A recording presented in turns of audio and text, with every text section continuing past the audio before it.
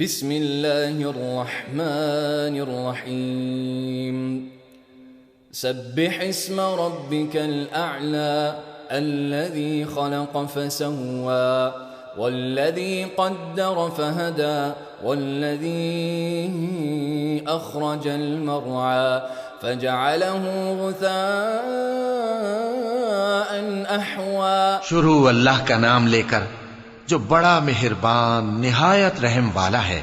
اے پیغمبر صلی اللہ علیہ وآلہ وسلم اپنے پروردگار عالی شان کے نام کی تسبیح کرو جس نے انسان کو بنایا پھر اس کے اعضاء کو درست کیا اور جس نے اس کا اندازہ ٹھہرایا پھر اس کو رستہ بتایا اور جس نے چارہ اگایا پھر اس کو سیاہ رنگ کا کوڑا کر دیا.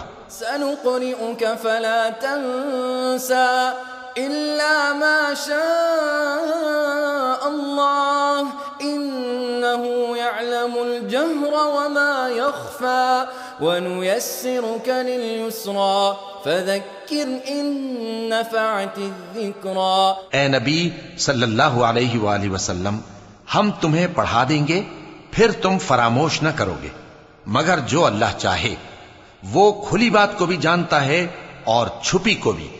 اور ہم تم کو آسان طریقے کی توفیق دیں گے سو جہاں تک نصیحت کے نافع ہونے کی امید ہو نصیحت کرتے رہو.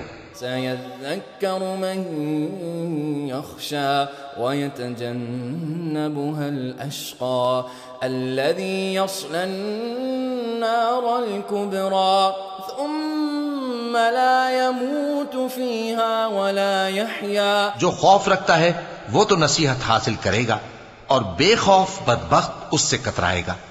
جو بڑی تیز آگ میں داخل ہوگا پھر وہاں نہ مرے گا اور نہ جیے گا.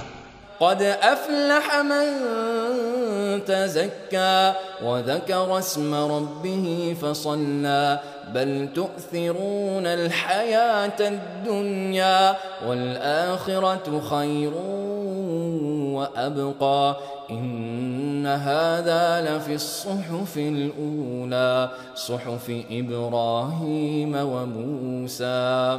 بے شک وہ مراد کو پہنچ گیا جو پاک ہوا اور اپنے پروردگار کا نام لیتا رہا اور نماز پڑھتا رہا.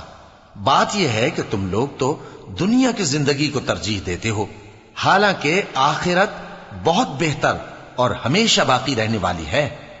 یہی بات پہلے صحیفوں میں بھی درج ہے یعنی ابراہیم اور موسیٰ کے صحیفوں میں.